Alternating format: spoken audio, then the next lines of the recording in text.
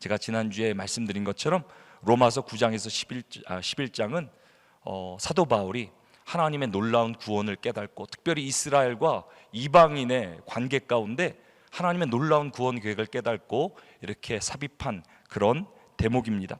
중요한 대목인데요, 제가 지난주 말씀을 잠깐 말씀드리겠습니다.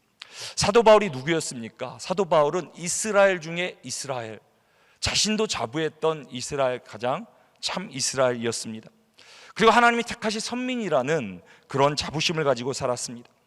하나님을 향한 열심으로 그리스도인들을 핍박까지 했던 사람입니다. 그러던 중 다메섹으로 가는 길에 예수 그리스도를 만나 은혜를 깨닫게 됩니다. 예수 그리스도를 믿게 됩니다. 하나님의 은혜를 깨닫고 난 후 바울의 마음 가운데 깊은 갈등과 고통이 일어나기 시작합니다. 왜 수많은 유대인들, 하나님이 택하신 백성들이 왜 예수 그리스도를 깨닫지 못하는가? 분명히 하나님의 택하신 백성이라 믿었는데 하나님이 이스라엘을 버리셨는가? 그 질문이 사도 바울을 떠나지 않았습니다. 하나님 분명히 택하셨다 그러는데 왜 이 사람들은 예수 그리스도께 돌아오지 않는 것인가? 하나님이 그들을 버리셨는가? 깊은 고뇌와 묵상 가운데 사도 바울이 내린 결론이 무엇입니까? 하나님은 절대 자기 백성을 버리시지 않는다는 것입니다. 하나님이 이스라엘 버리시 않는 증거, 가장 확실한 증거가 사도 바울 자신이라고 말합니다. 그리고 사도 바울은 자신이 구원받은 이유가 오직 하나님의 은혜임을 깨닫게 됩니다. 자신의 구원을 돌아보며 하나님의 은혜를 깨닫게 되니 이스라엘의 조상 아브라함도 은혜로 구원을 받았고 이스라엘 하나님 백성 된 것도 하나님의 은혜로만 된 것임을 깨닫게 됩니다. 그래서 사도 바울은 표면적 할례가 아니라 하나님의 은혜를 받아 내적으로 마음의 할례를 받은 사람이 하나님의 진정한 백성이라는 선포를 하게 됩니다. 그리고 하나님의 은혜를 묵상하며 사도 바울은 더 깊은 구원의 통찰을 깨닫게 됩니다. 만약에 유대인들이 그리스도를 다 믿게 되었다면 기독교는 유대인 안에만 머물렀을 것이라 라고 사도 바울은 그렇게 말합니다. 하지만 유대인들이 복음을 거부함으로 인해 복음이 이방인들까지 넘어갔다라고 사도 바울은 그렇게 말씀하십니다. 이것은 아무도 그 당시 상상하지 못했던 놀라운 복음의 전개이자 구원 역사의 비밀입니다. 근데 여기서 끝나는 것이 아니라 더 나아가 복음은 이방인들에게만 머물지 않고 이방인들을 통해 결국 유대인들이 다시 복음을 깨닫고 하나님 앞에 돌아오게 될 것이다 라고 사도 바울은 하나님의 구원 역사에 대해 우리에게 전합니다. 이것이 하나님께서 계획하신 최종 구원 역사의 완성이 될 것입니다. 이제 구원 역사의 비밀을 깨달은 사도 바울은 오늘 본문에서 이렇게 고백하게 됩니다. 로마서 11장 13절에 14절 말씀입니다. 내가 이방인인 너에게 말하노라. 내가 이방인의 사도인 만큼 내 직분을 영광스럽게 여기노니 이는 혹 내 고륙을 아무쪼록 시비게 하게 하여 그들 중에서 얼마를 구원하려 함이라. 이제 하나님의 구원 계획 가운데 자신을 이방인의 사도로 불러주셨는데요, 자기의 민족과는 전혀 상관없는 자신이 이제까지 생각도 상상도 못했던 민족들을 찾아다니며 복음을 전하게 됐는데, 그런데 내가 이방인들에게 구원을 선포하는 것, 복음을 전하는 것이 결국 내 민족을 살리는 일이 될 것이다 라고 사도 바울은 그렇게 고백합니다. 그래서 자신의 직분을 더욱 영광스럽게 여긴다. 내가 하는 것이 이방인들만 살리는 것이 아니라 결국 내 민족을 살리게 될 것이다 라는 확신을 가지고 사역에 감당하게 됩니다. 오늘 첫 번째 우리가 기억해야 될 포인트가 무엇이냐면, 우리는 우리에게 주어진 직분을 영광스럽게 여겨야 된다라는 것입니다. 직분이란 복음을 위해, 하나님의 영광을 위해 하나님께서 우리를 부르신 것을 의미합니다. 우리가 직분하면 보통 목사, 장로, 권사, 집사 그렇게 말하는데요, 이것뿐만이 아니라 우리에게 불러주신 모든 것, 우리가 우리에게 된 것, 우리의 자리 모든 것이 하나님께서 은혜로 불러주신 우리의 직분이 됩니다. 우리의 가정, 가정에서의 나의 역할, 일터에서의 나의 역할, 또 교회에서의 나의 역할, 그 모든 것이 하나님께서 은혜로 주신 직분이 되는데요. 근데 하나님께서 우리에게 이 직분을 왜 주셨나? 우리에게 은혜를 알게 하신 이후에 우리의 모든 삶은 무엇입니까? 그 은혜를 전하며 결국 우리를 통해 다른 사람들이 그 복음을 깨달아 생명, 영원한 생명을 얻게 하시려고 하나님께서 이렇게 직분을 주셨다라고 말합니다. 사도 바울이 이방인에게 복음을 전하는 것이 결국 내 민족을 살리는 것이다. 하나님 뜻대로 살면 결국 나를 통해 하나님께서 놀라운 구원의 역사를 일으켜 주시겠다라고 말씀하시는 것처럼 내가 오늘도 하나님의 뜻을 붙들며 살아가는 가운데 하나님이 구원의 역사를 이루시겠다라고 말씀하십니다. 그래서 나에게 주신 직분, 나의 자리가 그저 내가 감당하는 것이 아니라 하나님께서 주셨다라는 확신을 가지고 내가 그 뜻대로 행하면 무슨 일이 일어납니까? 하나님이 나를 통해 역사하기 시작하고요, 나를 통해 생명이 일어나는 놀라운 구원의 역사가 일어나게 됩니다. 여러분들 삶을 통해요, 제가 확신하기는 여러분들 가운데 가족을 위해 기도하는 분들 계시고 자녀들을 위해 기도하는 분들 계시는데요, 여러분들의 직분을 통해, 여러분들의 삶을 통해 하나님께서 여러분들 가정 가운데 놀라운 구원의 역사가 일어나게 하실 줄을 예수 그리스도 이름으로 축원합니다. 여러분들이 가정에 있는 것은요, 그냥 먹고 사는 생존이 아니라 하나님의 구원을 위해 하나님께서 불러주셨고요, 또 제가 더 확신하는 게 뭐냐면 정말 내가 하나님의 뜻대로 우리가 살아가는 가운데 우리 충현 선교교회, 선교교회잖아요, 선교교회. 제가 매일 새벽마다 기도하는 것이 무엇이냐면 우리 한민족의 한민족, 분단된 아픔, 정말 이 마지막 때에 하나님께서 우리 민족을 하나 되게 하실 터인데 사도 바울처럼 지금은 비록 북한을 들어가지도 못하고 복음을 전하지도 못하지만 정말 하나님의 뜻대로 우리 교회가 선교하며 정말 다른 민족을 섬기는 가운데 하나님께서 우리 가운데 알 수 없는 기적을 베풀어 주시며 하나님께서 우리 민족 가운데 놀라운 기적을, 통일을 일으켜 주실 줄 믿습니다. 저는 기도해요. 우리의 방법이 아니라, 우리의 뜻이 아니라 사도 바울도 몰랐어요. 내가 이방인을 위에 복음을 전하는 가운데 하나님이 나의 민족을 살리리라. 우리는 우리의 뜻, 우리의 역할, 나의 사명을 감당하는 가운데 하나님의 일을 하실 거예요.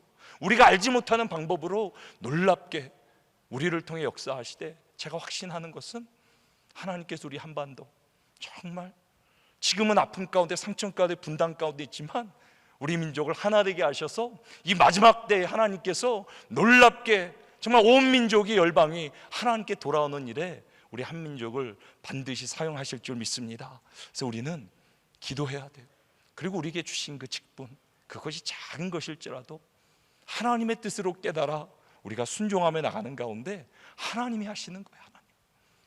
저는 여러분들이 하나님이 맡겨주신 가정의 일, 또 일터의 일, 또 교회에서 주신 직분, 우리는 하나님의 일을 할 때 하나님은 하나님의 일을 하시며 우리 가운데 놀랍게 역사하실 줄로 믿습니다.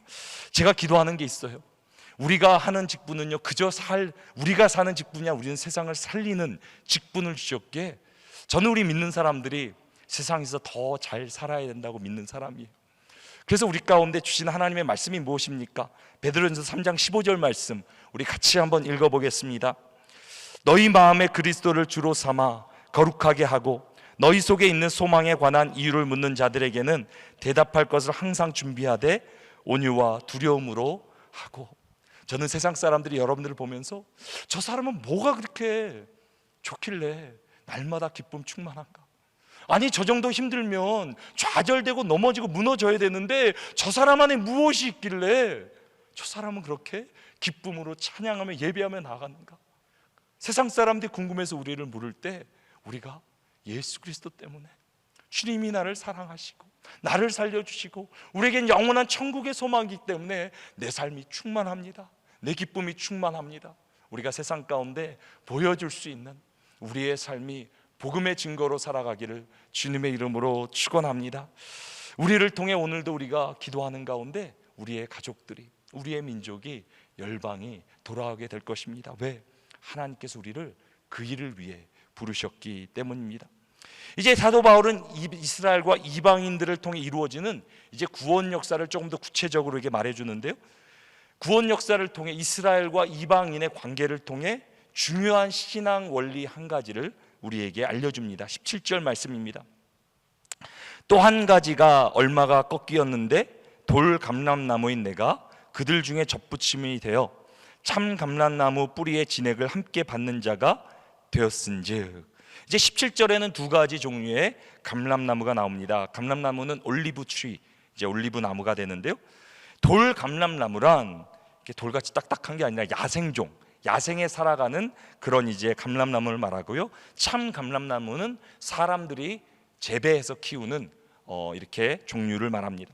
근데 사도 바울이 이렇게 말합니다. 어떤 사람이 감람나무를 키우고 있는데 감람나무의 가지 중에서 이렇게 힘이 없어 이제 거의 이제 죽어가는 가지들이 있어서 열매를 맺지 못합니다. 그래서 주인이 어떻게 합니까? 기존 가지를 꺾어버렸다라고 그렇게 말합니다.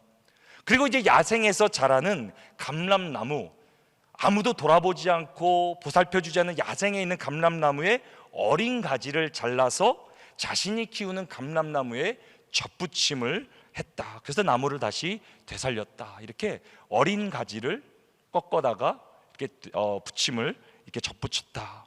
그래서 이제 나무는 접붙여진 가지를 통해 잘 자라게 되었다라고, 이제 나무가 이제 죽어지는 그런 가지들을 다 치고 이제 야생에서 자라는 어린 가지를 이제 접붙임으로 이제 나무도 잘 자라고 이제 가지도 잘 자라게 됩니다. 이제 접붙여진 이제 돌 감람나무 가지, 예전엔 아무런 쓸모 없었지만 이제는 이제 감람나무의 접붙임을 받아 이제 자라게 된 이 가지도 시간이 지나면서 참 감람나무와 하나가 되게 됩니다. 아까 작은 이렇게 가지가 있었죠. 이제 보니까 이렇게 접붙여진 가지가 이렇게까지 굵게 자라게 된다 그럽니다. 그렇다면 여기 말하고 있는 사도 바울이 말하고 있는 이 가지와 또 이 나무는 무엇입니까? 여기서 열매를 맺지 못한 처음에 꺾여진 가지는 유대인들을 뜻하고 접붙임을 받은 가지는 이방인들을 의미합니다. 그리고 뿌리에서 올라오는 진액, 이제 뿌리에서 올라오는 진액을 통해 새로 접붙임을 받은 가지가 생명을 얻는다 그러는데, 이 진액은 예수 그리스도의 복음을 의미합니다. 이제 복음 안에서 예수 그리스도의 생명으로 유대인과 이방인이 하나가 되어 온전한 나무를 이루게 되었다라고 사도 바울은 우리에게 말해주고 있는 것입니다. 근데 이제 여기서 이제 문제가 생기게 됩니다. 예수 그리스도의 복음을 받아들이고 이제 이방인들이 교회가 생기고 그리스도인이 되었는데, 이제는 이방인들이 자신의 믿음을 자랑하기 시작합니다. 그리고 복음을 깨닫지 못한 유대인들을 멸시하며 무시하기 시작합니다. 그런 이방인 그리스도인들을 향해 사도 바울은 이렇게 경고하고 있습니다. 18절과 19절입니다. 그 가지들을 향하여, 그 꺾여진 가지들을 향하여 자랑하지 말라. 자랑할지라도 내가 뿌리를 보존하는 것이 아니요 뿌리가 너를 보존하는 것이니라. 그러면 내 말이 가지들이 꺾인 것은 나로 접붙임을 받게 하려 함이라 하리니. 사도 바울은 잘려나간 가지들을 향해 복음을 믿지 않고 예수 그리스도를 깨닫지 못한다 그래도 그들을 경멸하지도 말고 그들을 무시하지 말라라고 그렇게 말합니다. 우리가 두 번째로 기억해야 되는 것이 무엇이냐면, 우리는 우리 자신을 자랑하지 말아야 합니다. 우리의 구원이 어디서 일어난 것입니까? 우리가 잘나서, 우리가 무언가를 잘해서 구원을 얻은 것입니까? 오늘 본문에서 사도가 말하고 있는 것처럼 우리는 아무런 쓸모없는 존재였는데 가지들이 꺾인 곳, 유대인들이 꺾인 자리에 우리는 접붙임을 받았다. 우리의 존재가 그런 존재라 기억하라고 사도 바울은 말합니다. 세상에도 그러지 않습니까? 뿌리를 잃어버리면 소망이 없다, 미래가 없다라고 말하는데요, 참 사람이 살다 보면 그 뿌리라는 것, 내가 어디서부터 왔는 것을 기억하는 것은 참 중요합니다. 우리가 돌아보면 내가 그저 내 잘난 맛에 여기까지 온 것 같은데, 내가 여기 있기까지 수많은 사람들의 그 사랑이, 섬김이, 그분들의 정말 애씀이 있지 않았습니까? 우리는 은혜로 여기까지 왔음을 기억해야 됩니다. 우리 충현 선교교회 우리가 38년간 여기까지 하나님 인도하셨는데요, 특별히 교회를 위해서도 눈물로, 섬김으로, 헌신으로 이 교회를 위해 섬겨주신 분들이 계십니다. 이제 권사님들이 이제 저에게 이제 가끔씩 그렇게 말씀을 하세요. 그래도 이제 국목사를 보면 그래도 어른들을 좀 사랑하는 마음, 공경하는 마음이 있다 그렇게 말하는데, 근데 그건 너무 당연하잖아요. 제가 고등학교 때 아무것도 철부지고 잘 모를 때 권사님들이 기도하면서 저한테, 기도하는 분들 그랬잖아요. 신령한 분들 저한테 와서 항상 얘기하시는 거예요. 케니야, 나 케니를 위해 기도하는데 자꾸 목사가 보인대요. 제가 권사님들한테 절대 그런 기도하지 말라고 제가 얼마나 말렸는지 몰라요. 근데 그분들 말씀대로 되더라고요. 그분들이 기도한 대로, 축복해 준 대로 제가 여기 서 있는 거예요. 제가 저의 능력과 힘으로 온 게 아니라 우리 어르신들, 선배님들, 그분들의 사랑으로, 섬김으로, 눈물로 내가 와 있고 우리가 여기 와 있는 거 아닙니까? 우리는 그것을 기억해야죠. 뿌리를 기억해야죠. 내가 어떻게 여기 왔는지, 내가 나된 것은 나 때문이 아니라 은혜로 내가 여기까지 왔다라고 우리는 기억해야죠. 사람도 은혜를 기억해야 되는데 결국 우리의 그 뿌리의 깊은 곳에 누가 계십니까? 하나님께서 우리 가운데 은혜를 베풀어 주셨기 때문에 우리가 여기 왔는데, 초대 그리스도인이 어떻게 됐냐면 처음에는 은혜로 시작했어요. 근데 나중에 은혜가 익숙해지니까 유대인들을 보면서 왜 예수 그리스도를 믿지 못하는지, 왜 예수 그리스도를 깨닫지 못하는지 그들을 무시하고 교만해졌어요. 내 은혜가 나의 어떤 공로로, 나의 행위로 이루어진 것처럼. 근데 그것이 아니라는 거예요. 끝까지 은혜 안에 거하며 은혜를 기억하는 것이 하나님의 백성이라, 자녀라. 그래서 우리는 우리 자신을 자랑하지 않고 끝까지 우리의 뿌리가 무엇인지 은혜를 기억해야 된다라고 그렇게 말합니다. 그래서 사도 바울은 마지막에 우리 가운데 뭐라고 말하냐면, 우리는 하나님의 은혜 안에 끝까지 거해야 된다라고 오늘 본문 가운데 가르쳐 줍니다. 오늘 본문에서 내리는 사도 바울의 결론이 됩니다. 우리 22절과 23절 말씀 우리 같이 한번 읽어보도록 하겠습니다. 너희가 만일 하나님 인자하심에 머물러 있으면 그 인자가 너에게 있으리라. 그렇지 않으면 너도 찍히는 바 되리라. 그들도 믿지 않은데 머무르지 아니하면 접붙임을 받으리니 이는 그들을 접붙이실 능력이 하나님께 있음이라. 여기 어떻게 보면 다소 무서운 말씀이 있죠. 너희가 만일 하나님의 인자하심에 머물러 있으면 그 인자가 너에게 있으리라. 주님 안에, 주님의 은혜 안에, 그분의 사랑 안에 거하면 그것이 계속 우리가 인자 안에 머물러겠는데, 그렇지 않으면 유대인들과 같이 찍힌 바 된다. 하나님의 은혜를 잃어버리고 상실하면 유대인들과 똑같이 그 가지가 꺾인 것처럼 그렇게 된다라고 말합니다. 사도 바울이 계속 말하고 있는 것, 제가 매번 설교하지만 이것이 똑같은 걸 반복하고 있는 거예요. 다양한 각도에서 은혜 안에 거하는 것, 은혜를 깨닫는 것, 우리의 뿌리를 기억하는 것, 내가 나된 것은 하나님의 은혜라고 고백하며 오늘도 살아가는 삶이 참된 하나님의 백성이다. 사도 바울은 우리에게 말해주고 있습니다. 그리고 구원받은 사람의 확실한 증거가 무엇입니까?